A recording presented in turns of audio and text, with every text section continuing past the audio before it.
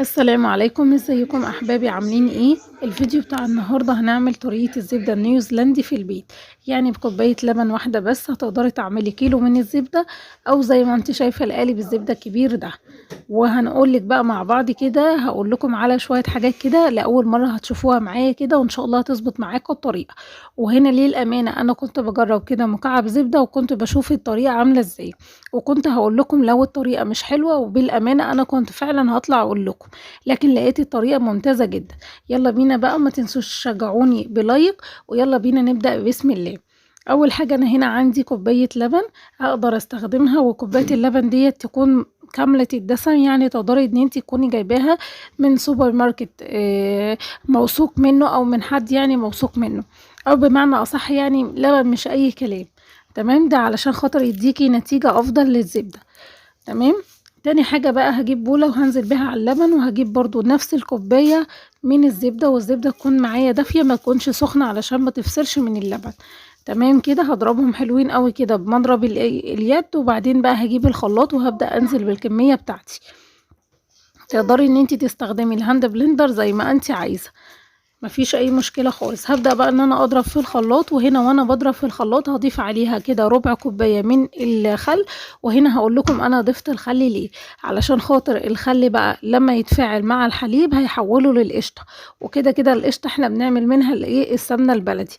فهقول لكم كده على كام ملحوظه كده واحنا بنشتغل، لما تلاقي بقى القوام بتاعك وانت بتضربيه في الخلاط بدأ يتقل، اعرفي ان انت كده ماشيه تمام وماشيه صح. هبدأ بقى اجيب نفس الكوباية بتاعت الزيت ونفس الكوباية بتاعت السمنة واللبن بكوباية زيت.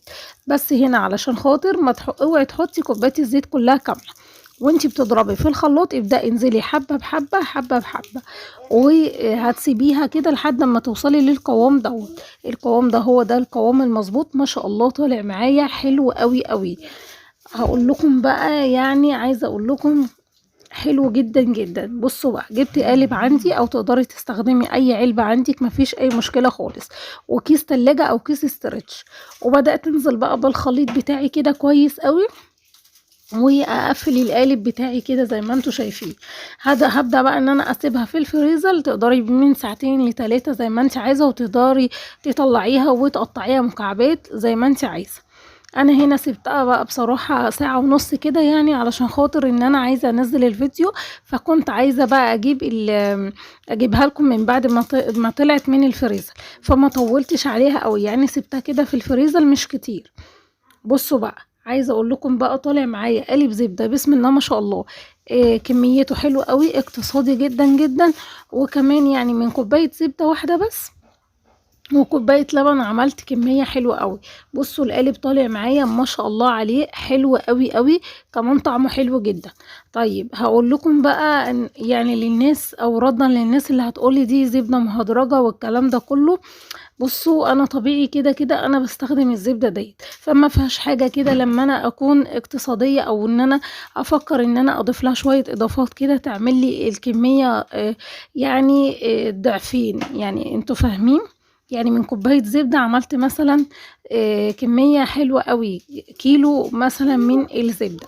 فما تصعبوهاش على الناس، خلوا الناس تجرب، وخلوا الناس تمشي نفسها. انا بحب الست البيت الشاطره والاقتصاديه والجدعه. عايزه بقى الست البيت الشاطره الاقتصاديه تشجعني بلايك، وكمان تعملي شير للفيديو، وتقولي رايها بصراحه كده، وتقولي جربتها، وتقولي هي رايها ايه بمنتهى الصراحه. زي ما انتوا شايفين انا بدأت ان انا اقطعها كده، كانت حلوة قوي قوي يا بنات، ولما جربتها كانت ريحتها حلوة جدا. جربوها وسهلوا على نفسكم العيشة، لان الدنيا غليت، فمش عيب ان انت تسهلي على نفسك في بيتك وانت حاجة عاملاها بايدك، فبتبقى حلوة قوي قوي. ربنا يحسن ما بين ايديكم يا بنات، وما تنسوش تقولوا رأيكم في التعليقات.